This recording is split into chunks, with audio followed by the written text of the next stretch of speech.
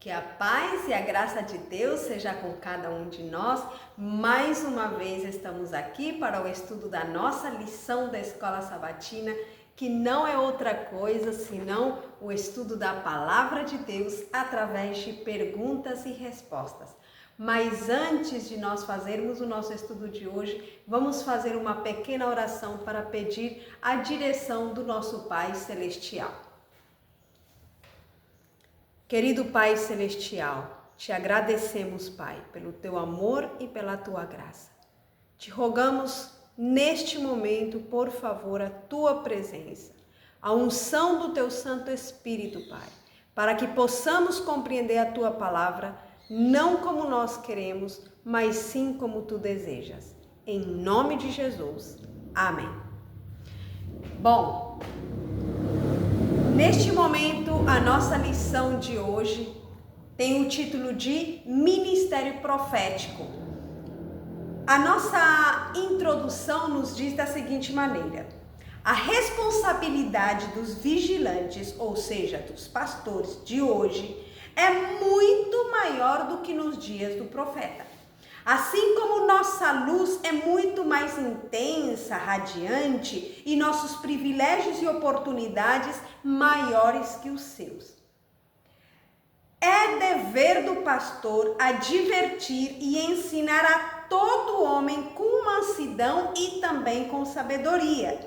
Não deve ele conformar-se às práticas do mundo, mas como servo de Deus precisa combater pela fé que uma vez foi entregue aos santos.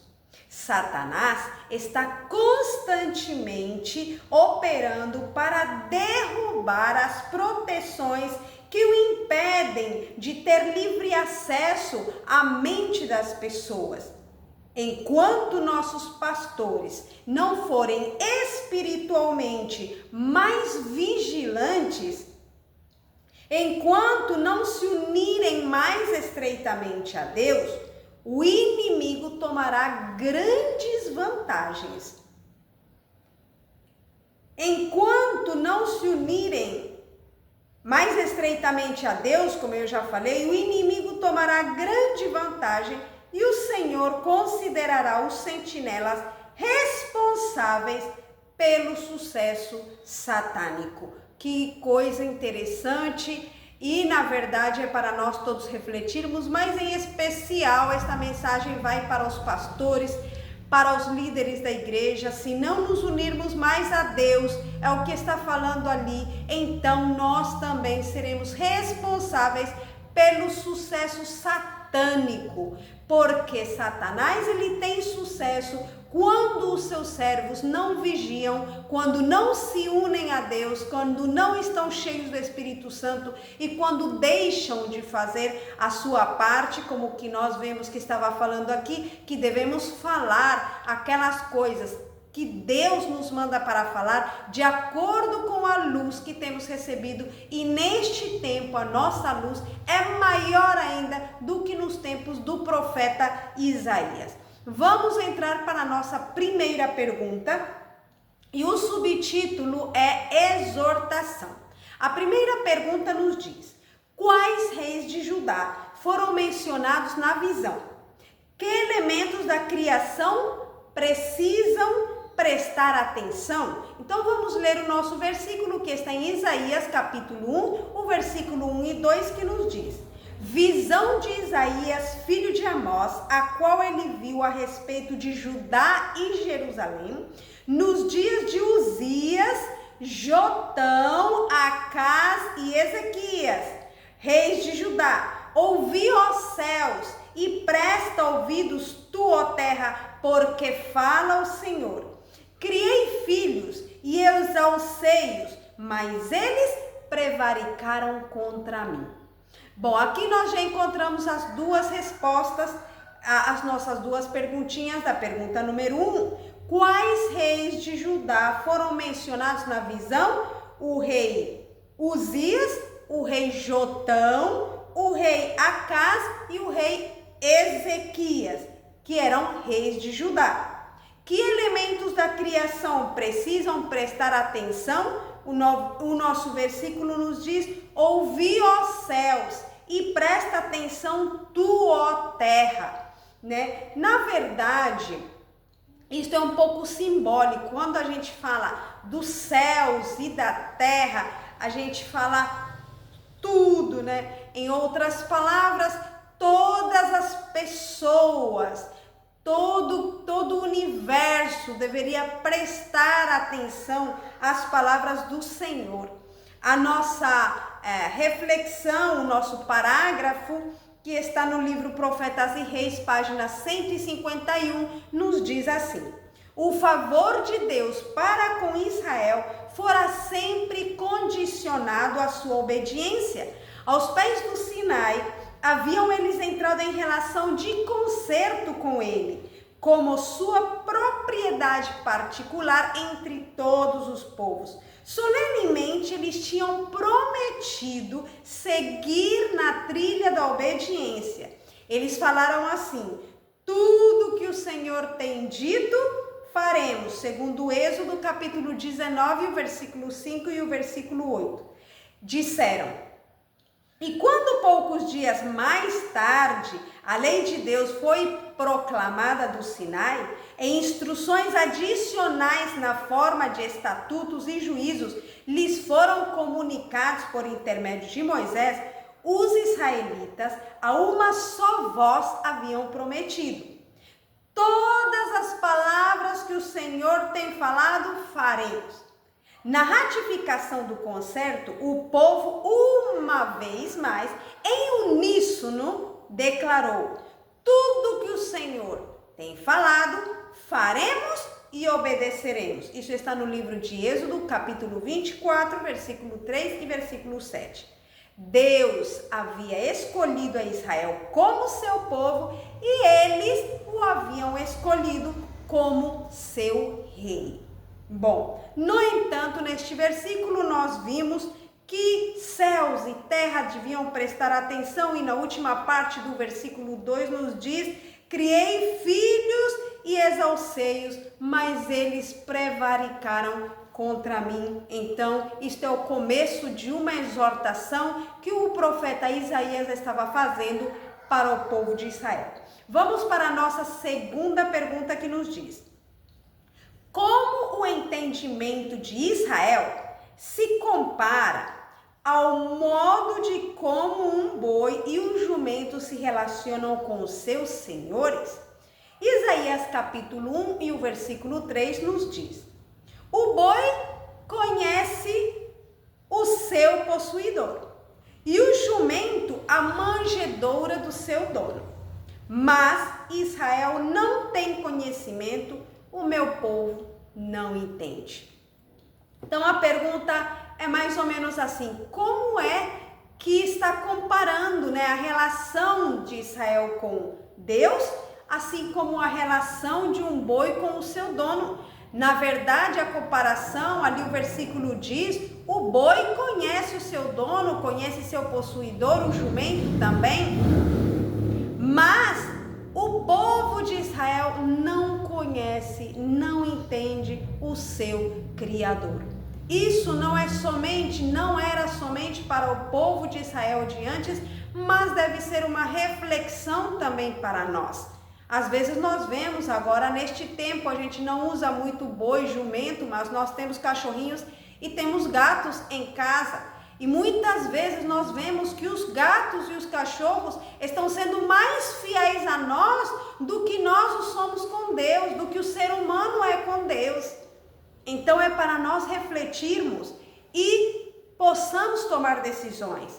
O nosso parágrafo, que também está no livro de Profetas e Reis, na página 153, nos diz: tivesse Israel aceito as mensagens dos profetas, e teriam sido poupados da humilhação que se seguiu. Foi em virtude de haverem persistido no abandono de sua lei que Deus foi compelido a deixá-los em cativeiro. O meu povo foi destruído porque lhe faltou o conhecimento. Foi a mensagem enviada a eles por meio de Oséias. Porque tu rejeitaste o conhecimento, também eu te rejeitarei, visto que te esqueceste da lei do teu Deus. Queridos, essa mensagem é muito forte. Estamos nos importando com o conhecimento de Deus? Estamos nos dando tempo para estudar a palavra de Deus? Ou será que outras coisas estão tomando o primeiro lugar na nossa vida?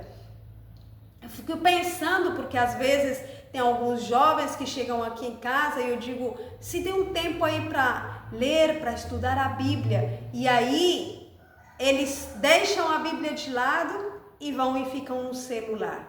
Quanto tempo nós passamos em redes sociais vendo talvez coisas que não são tão importantes e deixamos de estudar a palavra de Deus, deixamos de ouvir a palavra do Senhor, porque hoje tem muitos meios de, como nós, mesmo se não vemos bem, temos áudios da leitura da palavra do Senhor.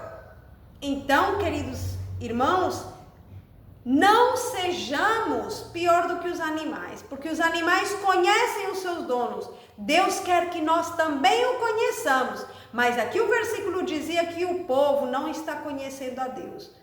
A pergunta é, eu estou conhecendo o meu Criador? Pergunta número 3. A condição das pessoas. Como se desenvolveu a rebelião em Israel e quais foram suas principais causas? Vamos ver Isaías capítulo 1 e o versículo 4. O que nos diz? Isaías capítulo 1, versículo 4. Ai da nação pecadora, do povo carregado de iniquidade, da semente de malignos, dos filhos corruptores. Deixaram ao Senhor, blasfemaram do Santo de Israel e voltaram para trás. Que terrível! Deixaram o Senhor, blasfemaram do Santo de Israel e voltaram para trás. Essa é a maneira em que se desenvolveu a rebelião em Israel. E as suas principais causas é isso mesmo. Nunca existe que uma pessoa vai fazer um pecado grande porque na hora veio na sua mente. Nós começamos a deixar o Senhor pouco a pouco. Já não queremos orar, já não queremos ir para a igreja, começamos a faltar para a igreja, começamos a deixar de orar, começamos a deixar de fazer os nossos cultos matutino e vespertino, e aí nos ocupando somente do nosso trabalho, do nosso dia a dia, acabamos esquecendo do nosso Criador, e aí vai se desenvolvendo uma rebelião na nossa vida. O parágrafo que está no livro de Profetas e Reis, página 156, nos diz da seguinte maneira: com a opressão e opulência vieram o orgulho e o amor à ostentação, segundo Isaías capítulo 2, versículo 11 e 12. Embriaguez e o espírito de orgia também veio naquele tempo para o povo de Israel. E nos dias de Isaías, a própria idolatria já não provocava surpresa. Práticas iníquas tinham se tornado tão predominantes entre todas as classes que os poucos que permaneciam fiéis a Deus eram, não raro, tentados a perder o ânimo, dando lugar ao desencorajamento e ao desespero. Era como se o propósito de Deus para Israel estivesse para falhar e a nação rebelde devesse sofrer sorte semelhante à de Sodoma e de Gomorra. Terrível. Por isso que ali o Senhor disse na primeira parte do versículo: ai da nação pecadora, do povo carregado de iniquidade, da semente de maligno, dos filhos corruptores. O pecado já estava se tornando algo natural, algo muito comum. Será que nós também tem certas coisas que já estamos tomando como algo comum, como algo natural? Muitas vezes sabemos coisas que não devemos fazer, mas continuamos fazendo e já achamos que não tem nada que ver. Hoje em dia já a moda, a pintura do cabelo, a pintura das unhas, já começa a se introduzir no povo de Deus, pintam os lábios já baixinho e já se torna comum e alguns já acham normal dentro do povo de Deus. As saias vão encurtando cada vez mais, aqueles vestidos longos com os cortes até mais para cima do joelho. E a gente começa a achar essas coisas como normais dentro do povo de Deus.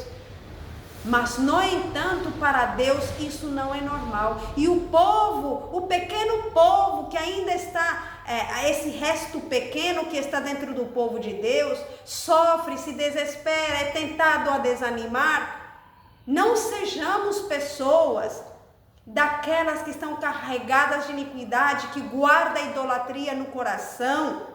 Sejamos pessoas que conhecemos o nosso Criador, que conhecemos a sua vontade e estejamos dispostos a fazer a sua vontade. Pergunta número 4. Quais foram as consequências físicas e espirituais da condição descrita nos versículos 5 até o 8? Vamos então ler primeiro esses versículos para nós sabermos o que está nos dizendo aqui. Diz assim: por que seríeis ainda castigados se mais vos rebelaríeis? Toda a cabeça está enferma e todo o coração fraco. Desde a planta do pé até a cabeça não há nele coisa sã, sendo feridas e inchaços, senão feridas, inchaços e chagas podres. Não espremidas, nem ligadas, nem nenhuma delas amoladas com óleo. O versículo continua dizendo assim: a vossa terra está assolada, as vossas cidades abrasadas pelo fogo, a vossa região, os estranhos a devoram em vossa presença, e está devastada como numa subversão de estranhos. E a filha de Sião se ficou como a cabana na vinha, como a choupana no pepinal, como cidade sitiada. Então, o que foram as consequências físicas e espirituais da condição descrita nos versículos 5 até o 8? Devastadoras as consequências. Diz que tudo estava mal, desde a planta do pé até a cabeça, tudo estava mal, só ferida, só inchaço, chagas podres. Em outras palavras, o pecado era tão grande que já praticamente nada estava bem. E o escrito de Profetas e Reis, na página 162, nos diz: o Deus a quem tinham estado professando servir, mas cujo caráter haviam mal compreendido, fora posto diante deles como o grande médico da enfermidade espiritual. Que importava estivesse toda a cabeça enferma e todo o coração fraco? Que desde a planta do pé até a cabeça não houvesse coisa sã, senão feridas, inchaços e chagas podres? Aquele que estivera, Isaías 1,6, né? E aquele que estivera seguindo obstinadamente o caminho do seu coração, podia encontrar cura voltando-se para o Senhor. Eu vejo os seus caminhos, o Senhor declarou, e os sararei, e também os guiarei, e lhes tornarei a dar consolações. Está também no livro de Isaías: paz para os que estão longe e para os que estão perto, diz o Senhor, e eu os sararei. Então, mesmo que a condição do povo era terrível e devastadora, no entanto, o Senhor ainda nos dá uma solução. Se nos voltamos para o Senhor, era naquele tempo para o povo de Israel, mas hoje é para nós. Muitas vezes nós também estamos em condições terríveis na nossa vida espiritual, mas o Senhor também quer nos curar, o Senhor também quer trazer paz ao nosso coração. Quantas vezes estamos dentro da igreja durante muito tempo, mas em certos momentos temos tido a paz mas depois essa paz nos abandona. Por que isso? Porque nós também abandonamos o Senhor, deixamos de buscar a sua presença, começamos a fazer coisas que o Senhor não se agrada e então a paz fica longe de nós. Mas o Senhor aqui nos diz que mesmo que nós estejamos feridos, cheios de pecado, Ele diz: se vocês se voltam para mim, eu vejo os teus caminhos e eu vos sararei e eu vos guiarei. Deixemos-nos guiar pelo Senhor. Pergunta número 5. Por que as palavras um remanescente muito pequeno eram tão importantes? O versículo de Isaías capítulo 1 e o versículo 9 nos diz: se o Senhor dos exércitos não nos tivesse deixado um remanescente muito pequeno, seríamos como Sodoma e semelhantes a Gomorra. Esse pequeno povo que aceitou a verdade, na verdade vamos ler o nosso parágrafo que vamos entender melhor. Profetas e Reis, página 164 nos diz: as exortações do profeta de Judá para que contemplassem o Deus vivo e para que aceitassem seu gracioso oferecimento não foram em vão. Houve alguns que deram fervorosa atenção e que voltaram de seus ídolos para o culto de Jeová. Em seu Criador eles aprenderam a ver amor, misericórdia e eterna compaixão. E nos dias negros que estavam para sobrevir na história de Judá, quando apenas um remanescente devia ser deixado na terra, as palavras do profeta deviam continuar produzindo fruto em decidida reforma. Então, um pequeno remanescente, um grupinho, poucas pessoas decidiram ouvir as exortações do profeta. E isto foi uma bênção para o povo. Se não fosse por esse remanescente, todo o povo seria destruído como Sodoma e Gomorra. Por isso é tão importante, queridos irmãos, que nós, cada um de nós, tomemos a decisão de ouvir as exortações de Deus. Nós queremos ser parte de quê? Do pequeno remanescente ou a parte daquela multidão que está recebendo bênçãos por causa do remanescente? Eu desejo ser parte desse remanescente. Sempre devo decidir ser parte desse remanescente, porque o remanescente é bênção para os outros. Os outros estão ali simplesmente se beneficiando das bênçãos por causa daquele remanescente. Mas aquilo ali não será para sempre. Chegará o momento em que Jesus voltará, vai levar o seu remanescente e aquela multidão que só estava se beneficiando das bênçãos por causa do remanescente será destruída. Então hoje nós devemos decidir ser parte desse pequeno remanescente. Pergunta número 6. Chamado ao arrependimento genuíno. Como Deus considerou a falta de sinceridade e a prática superficial de cerimônias religiosas? Isaías capítulo 1, versículo 10 até o 15 nos diz: ouvi a palavra do Senhor, vós governantes de Sodoma, dai ouvidos à lei do nosso Deus, vós povo de Gomorra. Para que serve a mim a multidão dos vossos sacrifícios? Para que serve? Diz o Senhor. Estou farto dos holocaustos de carneiros e da gordura de animais cevados, e não me deleito no sangue de novilhos, nem de cordeiros, nem de bodes. Quando virdes para comparecer perante mim, quem requereu isto de vossas mãos, que pisasseis os meus átrios? Não mais tragais oblações vãs. O incenso é para mim uma abominação, as luas novas e os sábados e a convocação das congregações não posso suportar. É iniquidade, nem mesmo ajuntamento solene. As vossas luas novas e as vossas festas fixas os aborrece a minha alma. Elas são um incômodo para mim, estou cansado de suportá-las. E quando estenderdes as vossas mãos, esconderei de vós os meus olhos. Sim, quando multiplicardes as vossas orações, não ouvirei, porque as vossas mãos estão cheias de sangue. Então, como Deus considerou a falta de sinceridade e a prática superficial de cerimônias religiosas, Ele as considerou como nada, como um aborrecimento, como uma abominação. O que o povo estava achando que Deus estava gostando, que Deus estava se agradando, ao contrário, estava sendo uma abominação diante da sua presença. Por quê? Porque não buscavam a Deus de coração, mas o buscavam somente de maneira exterior. Traziam seus sacrifícios, traziam seus bodes, suas ovelhas, mas no entanto, eles por trás estavam fazendo maldade, não abandonavam o seu pecado. Queridos irmãos, às vezes pode acontecer também conosco. Às vezes cremos que só pelo fato de irmos todos os sábados para a igreja ou às noites de culto, que nós já estamos bem, que porque nós já devolvemos nossos dízimos, as nossas ofertas, então estamos bem.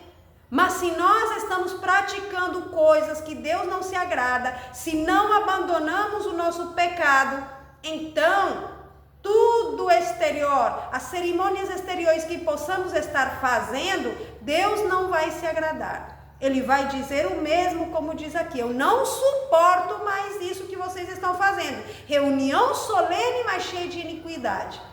Por isso nós temos que refletir: Senhor, o que eu estou fazendo que está te desagradando? Me dê arrependimento, Pai. Me dá do teu Santo Espírito para poder perceber o que eu estou te falhando e abandonar aquilo. A inspiração declara: o sacrifício dos ímpios é abominação, quanto mais oferecendo-o com intenção maligna. O Deus dos céus é tão puro de olhos que não pode ver o mal, e a vexação não pode contemplar. Não é porque não esteja disposto a perdoar que ele se afasta do transgressor, mas porque o pecador se recusa a servir-se de abundante provisão de graça, torna-se impossível a Deus livrar do pecado. Então, às vezes, Deus não livra do pecado não é porque Ele não queira ajudar, mas porque a pessoa se recusa a receber a sua graça para vencer o pecado. Vamos com a última pergunta. Qual é a condição para receber o perdão que Deus promete ao pecador? Isaías capítulo 1, versículo 16 até o 20 nos diz: lavai-vos, purificai-vos, tirai a maldade de vossos atos de diante dos meus olhos. Cessai de fazer o mal, aprendei a fazer o bem, buscai a justiça, socorrei o oprimido, fazei justiça ao órfão, tratai da causa das viúvas. Vinde, pois, e arrazoemos, diz o Senhor, ainda que os vossos pecados sejam como a escarlata, eles se tornarão brancos como a neve. Ainda que sejam vermelhos como o carmesim, se tornarão como a lã. Se quiserdes e ouvirdes, comereis o bem desta terra, mas se recusardes e fordes rebeldes, sereis devorados à espada, porque a boca do Senhor o disse. O escrito de Profetas e Reis, página 162, nos diz: por que seríeis ainda castigados? O profeta inquirira. Vinde então e argui-me, diz o Senhor, ainda que os vossos pecados sejam como a escarlata, eles se tornarão brancos como a neve. Ainda que sejam vermelhos como o carmesim, se tornarão como a branca lã. Lavai-vos, purificai-vos, tirai a maldade de vossos atos de diante dos meus olhos, cessai de fazer o mal, aprendei a fazer o bem. Então a pergunta é: qual é a condição para receber o perdão que Deus promete ao pecador? Estar dispostos a abandonar o mal. E para poder estar dispostos a abandonar o mal, devemos aceitar a obra do Espírito Santo na nossa vida. Se nós aceitamos esse chamado que sempre o Espírito de Deus faz na nossa vida, que nos toca, que nos diz: isso que você está fazendo está mal, então nós nos deixaremos guiar por Ele e o Senhor poderá fazer uma obra na nossa vida. Nós devemos cada dia renovar o nosso pacto com o Senhor, nos entregar e dizer: toma, Senhor, meu coração, porque nem te dar eu não posso. Me ajude a ver o que eu não posso ver, porque tem coisas que nós achamos que estão certas quando para o Senhor não estão certas. Então, abre meus olhos, como diz no livro de Salmos, para que eu possa ver as maravilhas da tua lei. Queridos irmãos, esta lição é muito importante. Nos faz ver como sozinhos estamos tão pecadores, tão fracos, tão cheios de chagas, desde a planta do pé até a cabeça. No entanto, Jesus veio para nos curar. Só que nós devemos estar dispostos a receber a sua graça e a nos deixar curar, a nos deixar transformar pelo seu Santo Espírito. Que o Senhor nos ajude e nos abençoe. Vamos fazer uma oração para que o Senhor nos guie e nos transforme. Querido Pai Celestial, neste momento estamos diante da Tua presença para te pedir a unção do Teu Santo Espírito, o Teu poder e a Tua graça, Pai. Ajuda-nos a estar dispostos a abandonar todo o pecado que está nos afastando de Ti. Ensina-nos a Te conhecer, porque até os animais conhecem os seus donos, mas nós muitas vezes Te abandonamos, não Te conhecemos, Pai. Por favor, perdoa nossos pecados, nos guia, nos transforma. É o que Te pedimos, em nome de Jesus. Amém. Que Deus abençoe e que esta lição seja de grande bênção para a nossa vida. Amém.